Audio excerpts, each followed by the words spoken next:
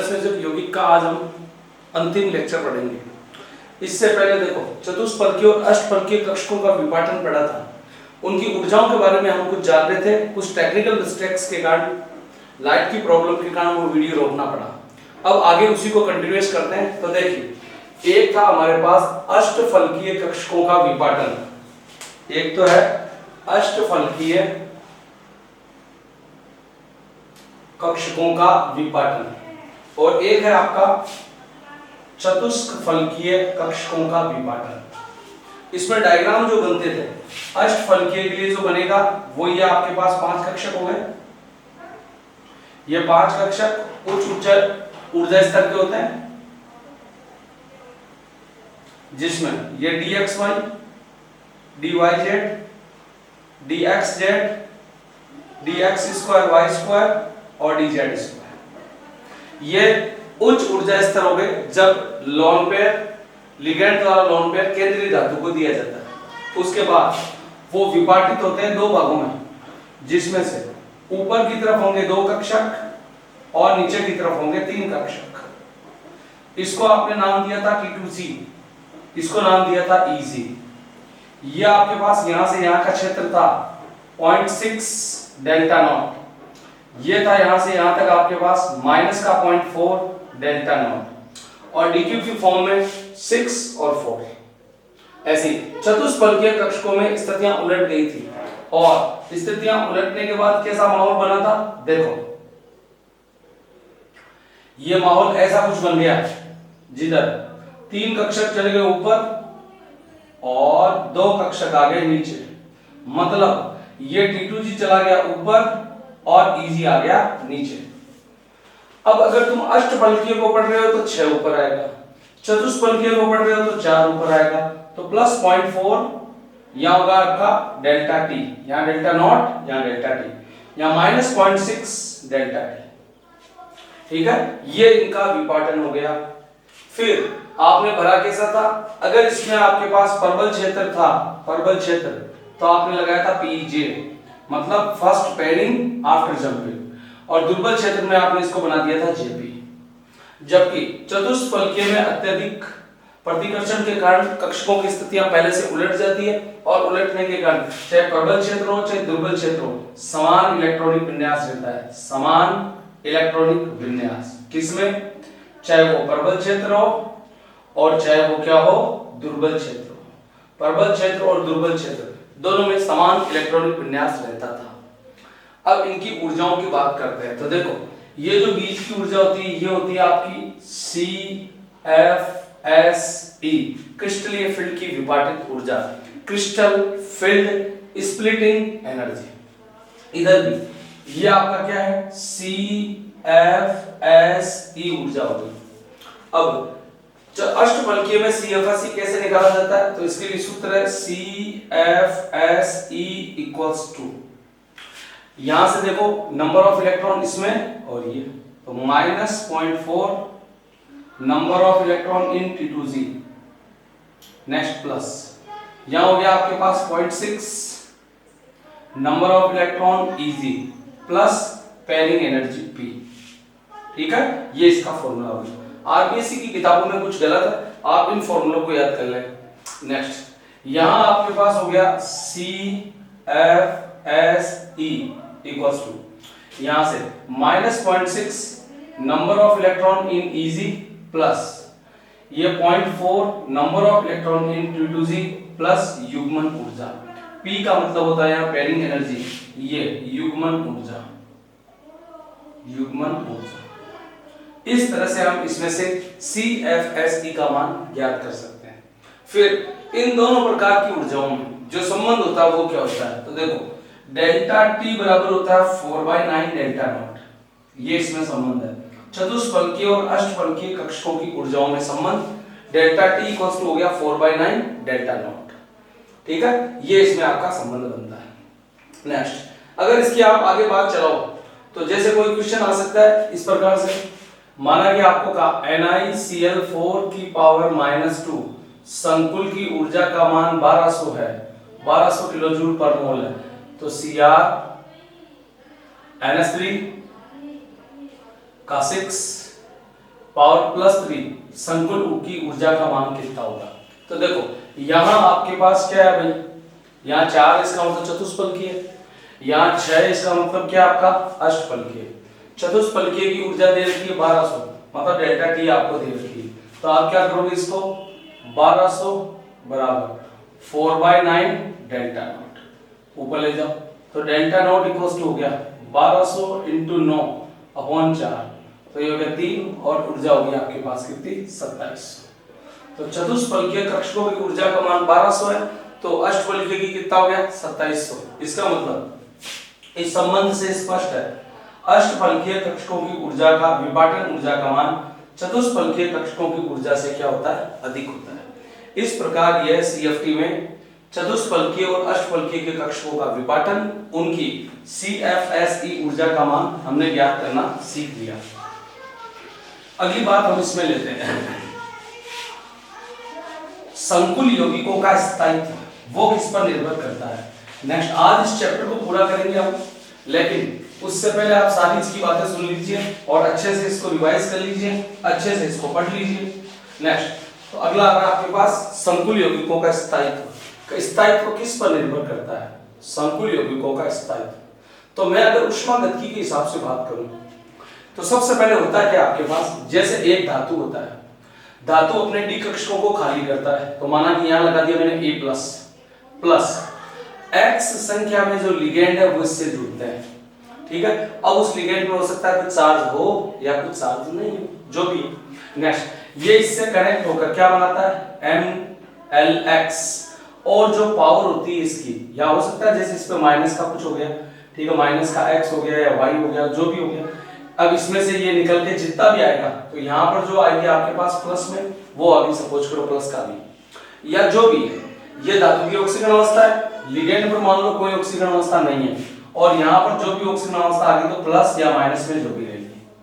ये आपके पास एक क्या होगी, सामान्य आपके पास एक अभिक्रिया होगी। जैसे एक उदाहरण से लेते हैं, जैसे सभी को पता है निकिल पर चार्ज होता है प्लस 4 संख्या में इसमें क्लोराइड जुड़ते हैं। तो ये 2 की जगह मैंने मान लिया प्लस, और माइनस वाले की जगह कुछ नहीं माना कि ये न्यूट्रल लिगेंड है। 4 NH3 भी तो जुड़ सकते हैं।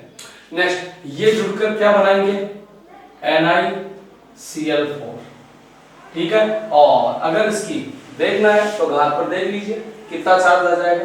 तो ये जैसे +2 आ रहा है और निकिल पर +2 चार्ज होना चाहिए, तो यहाँ लग जाएगा आपका कितना -2 लग जाएगा। तो निकिल पर चार्ज वापस +2 आ रहा है, तो वो डिपेंड करेगा कि सवाल पर। इसीलिए मैंने यहाँ पर इस पर जैसे प्लस लिख दिया, इस पर कुछ नहीं लिखा। यहाँ मैं मान लो लिख देता हूँ -y, और इससे घटने और बढ़ने के बाद जो बचा इसको मैंने नाम दे दिया +b। फर्क नहीं पड़ेगा, ऑक्सीजन अवस्था डिफरेंट होगी, लेकिन मुझे एक अभिक्रिया का ध्यान रखना। इस अभिक्रिया के लिए मुझे वेग स्थिरांक या साम्यावस्था स्थिरांक निकालना, तो क्या निकालूंगा K = Ks, ठीक है। S मतलब स्टेबिलिटी, स्थायित्व, या खाली K कह सकते हो साम्यावस्था। साम्यावस्था स्थिरांक का फॉर्मूला होता है उत्पादों की सांद्रता बटा विकल्पों की सांद्रता। तो ये हो गया आपके पास MLX की पावर +b, नीचे हो गया आपके पास M की पावर +a, और यहाँ हो गया आपके पास LX की पावर -y। और जो नंबर ऑफ मोल होते हैं वो हमेशा ध्यान रखना घात में चले जाते हैं। जैसे ये 4 है तो ये कहाँ चले जाएंगे, घात में चले जाएंगे। तो होगा क्या, इस संकुल के Ks का मान जितना ज्यादा होगा स्थायित्व उतना ही अधिक होगा। आपको कोई 2 संकुल दिए गए और पूछा गया कि इसमें से स्थायी संकुल कौन सा है, तो जिस संकुल का आपको साम्यावस्था स्थिरांक या वेग स्थिरांक ज्यादा है वो ज्यादा स्थायी होगा। जैसे आपको कहा गया ये Cr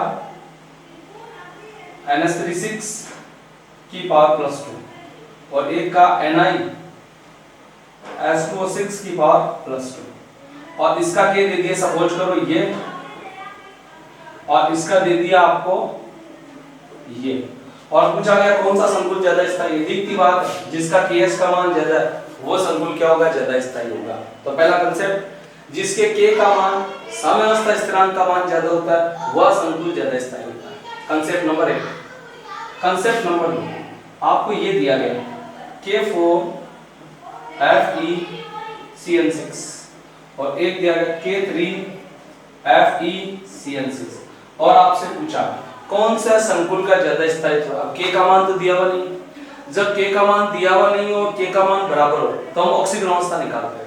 तो इसकी ऑक्सीजन अवस्था निकल गई +4, ये x, इस पे चार्ज -1 6 0, x बराबर कितना आ गया 2, इस पे हो गया +3, x -6 बराबर 0, x बराबर कितना 3।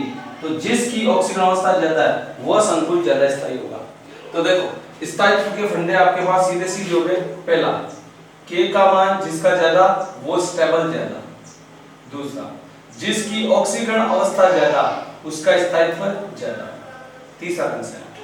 तीसरा है ऐसा संकुल जिसका आवेश बटा त्रिज्या का मान या आवेश घनत्व, आवेश बटा त्रिज्या का मान उच्च होगा, का मान क्या हो उच्च हो, वो क्या होगा ज्यादा स्थायी होगा। इसमें आवेश तो ज्यादा होना चाहिए और त्रिज्या का मान क्या होना चाहिए कम होना चाहिए। ठीक है, तो आप कह सकते हो आवेश और त्रिज्या का मान अगर ज्यादा हुआ तो वह संकुल ज्यादा स्थायी होगा।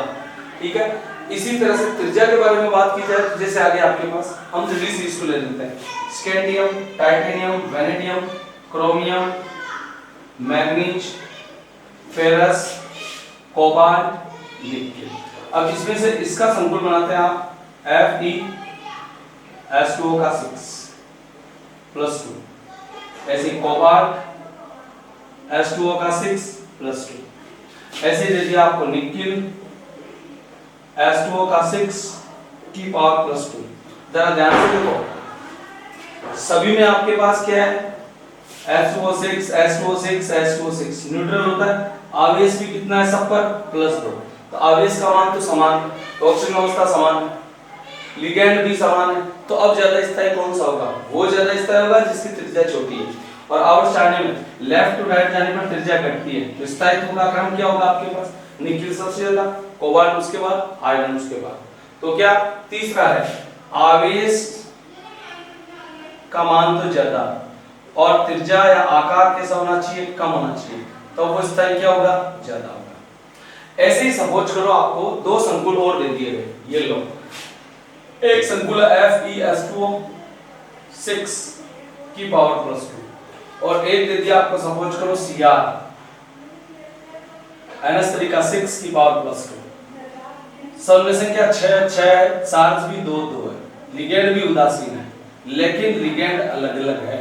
तो अब इनमें से पूछा जाए तो त्रिज्या नहीं देखी जाएगी, इनमें देखा जाएगा लिगेंड की प्रकृति। जो लिगेंड ज्यादा क्षारीय है मतलब प्रबल क्षेत्र लिगेंड है, तो जो लिगेंड ज्यादा क्षारीय होगा, ज्यादा क्षारीय इसका मतलब होता है प्रबल क्षेत्र, और प्रबल में आपको बता चुका जो प्रबल लिगेंड होगा उसका स्थायित्व क्या होगा ज्यादा होगा। पहले ऑक्सीजन अवस्था चेक कर लें। देखो x02 तो इसका आ गया x बराबर 2, x02 इसका भी आ गया 2, ऑक्सीजन अवस्था समान है। अब देखो लिगेंड, इसमें दुर्बल लिगेंड है, इसमें प्रबल लिगेंड है, इसलिए स्थायित्व इसका ज्यादा होगा। और सबसे अंत में होता है कीलेटकारी प्रभाव। अगर आपके पास द्विदंतुक या बहुदंतुक लिगेंड है तो उसमें कीलेटकारी प्रभाव पाया जाता है। कीलेट का मतलब पिंजरा बनाता है, और जो पिंजरा बनाएगा उसका स्थायित्व क्या होगा ज्यादा होगा। तो सबसे पहले आप यही देखें कि कीलेटकारी किसमें है। अगर एक सवाल दिया गया हो जिसमें पूछा गया हो कि सबसे प्रबल लिगेंड कौन सा है, तो पहले आप के की वैल्यू देख लें, जनरली ये नहीं दिया हुआ होता है। उसके बाद आप कीलेटकारी प्रभाव देखें, कीलेट जिसका मजबूत है मतलब द्विदंतुक और ऐसे लिगेंड होंगे तो आपको वो सही है। फिर उसके बाद ऑक्सीजन अवस्था देख लें। इस प्रकार से आप दर बाय दर कर सकते हैं। तो संकुलों का स्थायित्व कब ज्यादा होगा, ये सवाल आरबीसी बोर्ड पूछ चुका है। लिगेंडों के स्थायित्व को समझाने वाली अभिक्रिया को दीजिए। तो एक अभिक्रिया दे दी और उसमें आपने क्या कहा, उसमें आपने कह दिया उत्पादों की सांद्रता बटा अभिकारकों की सांद्रता। अब कहा कि जिसमें के का मान ज्यादा है उसका स्थायित्व ज्यादा है। तो संकुलों का स्थायित्व किन किन बातों पर निर्भर करता है। पहला तो करता है साम्य अवस्था स्थिरांक पर।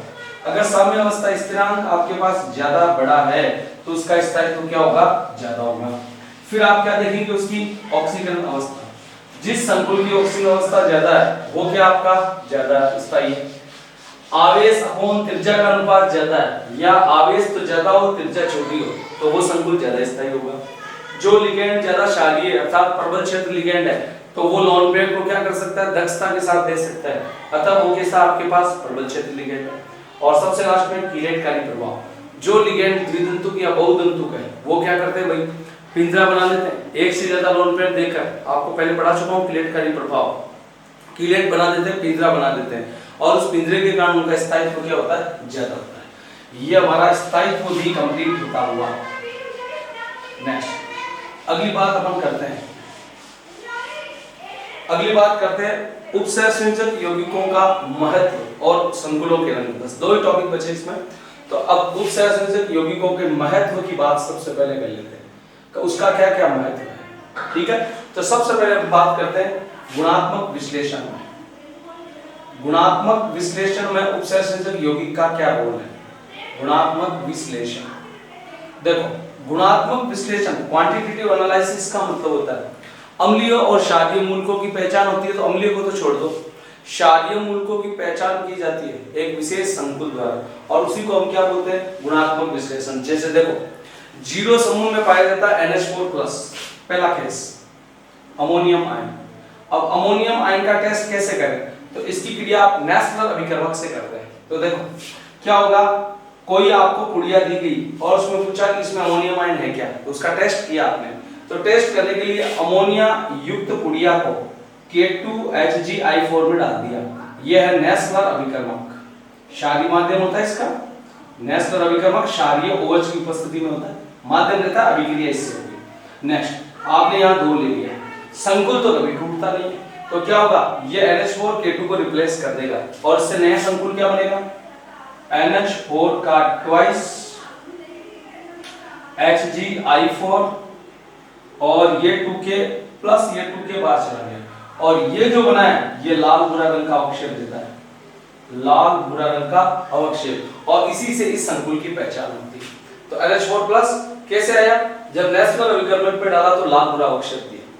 अब एक ही बात को हम अलग अलग तरीके से प्रस्तुत करते हैं। देखो सेकंड समूह में, सेकंड समूह जो होता है आपके पास क्षारीय मूलकों का, उसमें आता है कॉपर।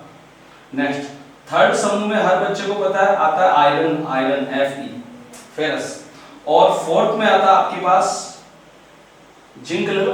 तो यहाँ पर फोर्थ समूह में आ गया आपके पास कौन, जिंक +2, जिंक ले लो, कॉपर ले लिया, फेरस ले लिया, जिंक ले लिया, ठीक है। अब यहाँ पर क्या होगा आपके पास फेरस का +3 और इसका +2। तो ये जैसे किस मूलक में पाया जाता है, ये FeCl3 के रूप में। सपोज करो ये पाया जाएगा किसमें, ZnCl2 के रूप में, और ये हो गया आपके पास सपोज कीजिए CuCl2 के रूप में। तो सबसे पहले अब इन तीनों में एक ही अभिकर्मक डालेंगे, वो होगा potassium ferrocyanide K4FeCN6 plus K4FeCN6। ये आपने अभिकर्मक डाला, इसमें भी ये डाल दिया K4FeCN6, इसमें भी ये डाला K4FeCN6 डाल दिया। सेकंड समूह में आता है कॉपर, थर्ड समूह में आता है आयरन, फोर्थ में आता है जिंक, ठीक है। 11वीं क्लास रासायनिक साम्य से ले रहा हूं ये बातें, लेकिन ये हमारे 12वीं में दे रखा है कि गुणात्मक विषय में हमें 2-4 एग्जांपल याद होने चाहिए। अब देखो भाई होगा क्या है, इसमें कॉपर में आप इसको 2 ले लो ताकि 4 पोटेशियम और 4 क्लोरीन बाहर चले गए, और ये किसकी जगह आ गया, इसकी जगह आ गया। तो क्या बनाया इसने, Cu का ट्वाइस, अंदर वाला छेड़ो मत, FeCN6 प्लस बाद क्या चला गया, 4 पोटेशियम और 4 क्लोरीन, तो 4KCl ये बाहर चला गया। ये एक संकुल प्राप्त हुआ, संकुल का नाम मैं आपको करना सिखा चुका। कॉपर पर चार्ज देख लो आप कितना होगा, 2 और 2 4 हो गया, +4x - 6 तो x = 2, नाम हो गया कॉपर हेक्सासाइनोफेरेट सेकंड, और ये चॉकलेटी कलर का अवक्षेप देगा। ये देगा कैसा, चॉकलेटी अवक्षेप, चॉकलेटी अवक्षेप। अभिक्रिया किससे हुई, पोटेशियम फेरोसाइनाइड से अभिक्रिया हुई। नेक्स्ट अब इसकी बात करते हैं। तो यहाँ ले लीजिए आप 3 और यहाँ ले लीजिए 4, तो समझ गए होंगे 4 3 12 के और 12 Cl, तो ये बाहर चला गया आपके पास। देखो क्या ब्रैकेट के अंदर वाला तो लिख लो FeCN6 एज इट इज लिख दो, ये वाला तो लिख दिया। अब फेरस कितने इसमें 4, तो यहाँ लगा दो आप कितना Fe4, और ये कितना है 3, तो ये तो लगा दिया आपने 4 और ये लगा दिया 3 प्लस बाहर क्या चला गया आपका 12 KCl, और ये है आपका प्रिशियन ब्लू नीला कलर का, प्रिशियन ब्लू। पहले भी बता चुका हूँ। ये होगा आपका कैसा, ब्लू रंग का। तो ये संकुल प्राप्त हुआ कैसा आपका, ब्लू रंग का। ऐसे ही इसकी रिएक्शन करा दो तो 2 ले लूं तो 4 के और 4 ये बाहर चला गया, और जो संकुल प्राप्त हुआ वो अब समझ गया आप, ब्रैकेट के अंदर वाला तो छेड़ना ही नहीं, FeCN6। और ये जिंक कितना, ये जिंक हो गया आपके पास 2, और ये संकुल भी कैसा होगा, नीले रंग का। तो बता रहा है, हर संकुल बता रहा है अपने आप। ऐसे देखो आयरन का तुम्हें एक टेस्ट और बताता हूँ, Fe थायोसाइनाइड के साथ रिएक्शन करें KClS, ठीक है, 3 ले लो इसके और यहाँ ले लो FeCl3, क्योंकि FeCl3 के रूप में पाए जाते हैं। ये 3K और 3Cl बाहर, तो क्या बच गया, FeCN का थ्राइस प्लस 3KCl बाहर, और ये आता है रक्त जैसा लाल या चेरी लाल रंग, चेरी लाल। तो देखो जो संकुल बना है किसी समूह के साथ, ये FeCl3 के साथ ही KClS टेस्ट देगा लाल रंग का, रक्त जैसे लाल रंग का, चेरी लाल रंग का। न तो ये किसके साथ देगा, इसके साथ देगा, न इसके साथ देगा। तो हुआ क्या, गुणात्मक विश्लेषण में एक विशेष प्रकार के टेस्ट के लिए क्या करता है, संकुल यौगिक उसका रंग देता है और उसी आधार पर हम पहचान करते हैं। अगर किसी पुड़िया में या दिए गए समूह में आपने नेशनल विकर्मक डाला और लाल बुरा अवक्षेप आया, इसका मतलब वो अमोनियम आयन है। अगर पोटेशियम फेरोसाइनाइड डाला, ठीक है, और Cu आ गया आपके पास, तो चॉकलेटी, Cu का जो यौगिक बनेगा वो चॉकलेटी कलर का होगा, Fe का जो बनेगा वो प्रुशियन ब्लू बनेगा, और जिंक का बनेगा वो नीले कलर का बनेगा। प्रुशियन ब्लू और ब्लू में डिफरेंस होगा, अपने आप उसकी पहचान हो जाएगी रंग के आधार पर, जो उसकी तीव्रता है या उसका फीका और गहरा कलर उस आधार पर। Prussian blue dark blue colour का होगा, ठीक है। तो इस तरह से ये डिफरेंस हो सकते हैं। ऐसे निकिल का जो DMG के साथ टेस्ट होता है, निकिल का डाइमेथिल ग्लाइऑक्सिन के साथ जो टेस्ट होगा वो होगा क्षारीय माध्यम में NH4OH की उपस्थिति में, ठीक है। 2 मोल ले लो NH4OH के और यहाँ ले लो आप NiCl2।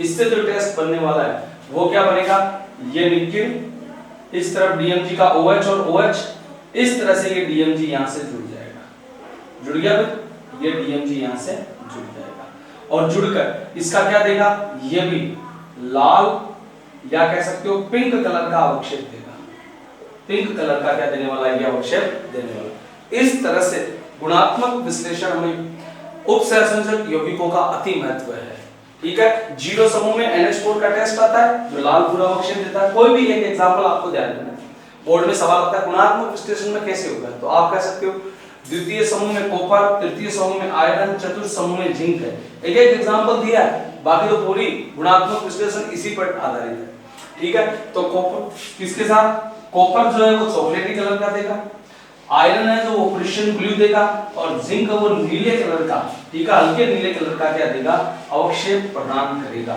इस तरह से पहचान हो जाएगी। संकुल बनने के कारण इन मूलकों का परीक्षण इस तरह से होता है। इस तरह से हमारे गुणात्मक विश्लेषण में कोऑर्डिनेशन केमिस्ट्री उपसहसंयोजक यौगिक महत्व है। उपसहसंयोजक यौगिक बनते हैं और बनकर एक विशेष प्रकार का कलर देते हैं जिससे उस मूलक की पहचान होती है। नेक्स्ट दूसरा आता है धातुक्रम में।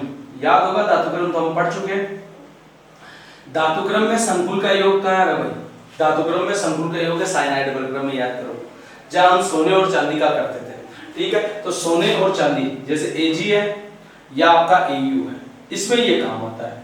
उसमें आप क्या करते हो, Ag का प्रमुख S Ag2S, उसकी अभिक्रिया किससे कराते थे, 4NaCN से। 4NaCN से कराने से यहाँ Na2S तो बाहर चला गया और ये संकुल प्राप्त हुआ आपको पहले आप Na Ag और Cn का ट्वाइस, ठीक है, आगे 2 से गुना हो जाएगा, तो ये हो गया 2, ये 2 और ये 4। ये जो संकुल बन गया आपका Na Ag Cn का ट्वाइस, इसकी रिएक्शन आप जिंक से कराते थे, याद करो। जिंक इसको क्या कर देगा, बाहर खदेड़ देगा, यहाँ 2 लगा दो, यहाँ 2 लगा दो, यहाँ 4 लगा दो, ठीक है, इसको आगे। तो ये बन जाएगा आपके पास Na2 Zn और Cn का 4। और ये जो आपका संकुल बना है, ये संकुल क्या करता है, आपको चांदी प्रदान करता है, ठीक है। ये संकुल बना है, इससे आपको चांदी 2Ag के रूप में चांदी प्राप्त होगी। तो अगर जिंक का संकुल नहीं बनता तो चांदी आपकी अवक्षेपित नहीं होती। तो यहाँ पर धातुक्रम में भी साइनाइड प्रक्रम में किसका रोल है, सोने और चांदी की, जो आपके पास शुद्धता का प्रक्रम होता है उसमें सोने और चांदी को जो पृथक किया जाता है वो संकुल बनने के आधार पर ही किया जाता है। तो वहां पर भी उपसंयोजक यौगिकों का महत्व है। नेक्स्ट अगला आता है आपके पास मेडिसिन्स में, दवाइयों में, ठीक है, चिकित्सा में कह सकते हो या मेडिसिन्स में कह सकते हो। मेडिकल साइंस में कहां पर योगा, तो देखो इससे पहले तुमने पढ़ा था सिस्प्लेटिन, नामकरण में हमने देखा था सिस्प्लेटिन, उसका सूत्र था आपके पास पीटी NH3 का ट्वाइस Cl का ट्वाइस, जिसका उपयोग आप कैंसर रोधी के रूप में करते थे। यह आपके पास क्या था, कैंसर रोधी, कैंसर रोधी के रूप में उसका प्रयोग किया जाता है। ऐसे ही विटामिन B12, विटामिन B12 जो किसका कोबाल्ट प्लस 3 का संकुल होता है, ठीक है, इसमें इसको बोलते हैं हम साइनोकोबालमीन,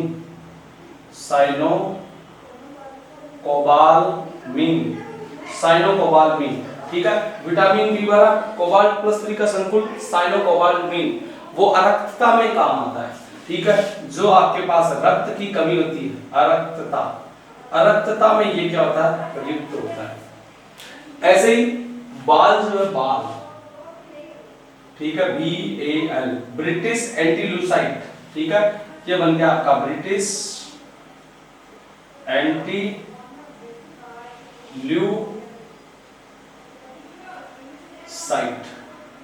ल्यूसाइड जो क्या करता है, शरीर में जो विषाणु धातुएं होती है उनको बाहर निकालने का काम करता है। किस किस की विषाक्त को, जैसे Ag का हो गया, जैसे Hg का हो गया, जैसे हो गया आपका CD का हो गया, Pb का हो गया, ठीक है, बिस्मथ का हो गया, इस तरह से, ठीक है। मरकरी का हो सकता है वो, यू कह सकते हो CD का हो सकता है वो, Pb का हो सकता है आपके पास, ठीक है, Ag का हो सकता है, जो इनसे संबंधित, सॉरी आर्सेनिक है ये AS, आर्सेनिक की विषाक्तता, मरकरी की विषाक्तता, कैडमियम की विषाक्तता, Pb की विषाक्तता, और यहां पर कह सकते हो CD, ठीक है, CD तो आ गया, Pb की विषाक्तता को ये क्या कर सकता है, दूर कर सकता है, उसको बोलते हैं एंटील्यूसाइड।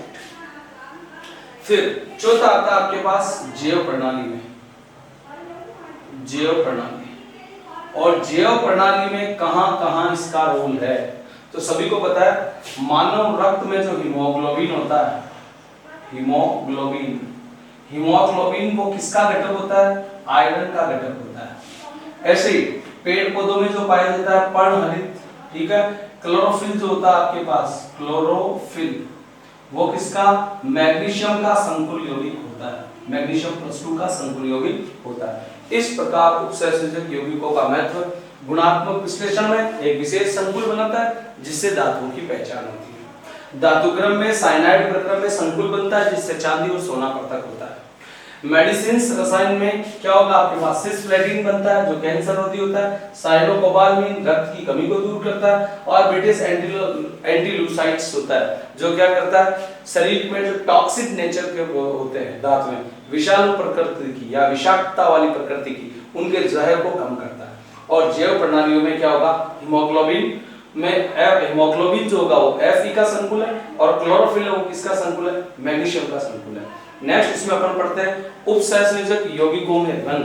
तो आपने देखा था कि जो रंग है वो किस कारण से हो, जो संकुलों के रंग है उसके कारण की बात हम लोग कर रहे हैं। तो उपसंयोजक संकुलों के रंग, रंग तो सब बच्चों को पता है डी संक्रमण के कारण होता है, डी संक्रमण के कारण होता है।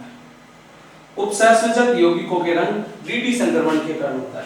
लेकिन किसी संकुल पर, सपोज करो ये कोई संकुल है, अगर किसी संकुल पर श्वेत प्रकाश की किरण, ठीक है, क्या होगी आपके पास आकर गिरेगी, श्वेत किरण गिरेगी, तो उसका कुछ भाग तो होगा परावर्तित और कुछ भाग होगा अपवर्तित। कुछ तो चला जाएगा क्या बाहर की साइड, और कुछ होगा वो अंदर की तरफ अवशोषित करेगी।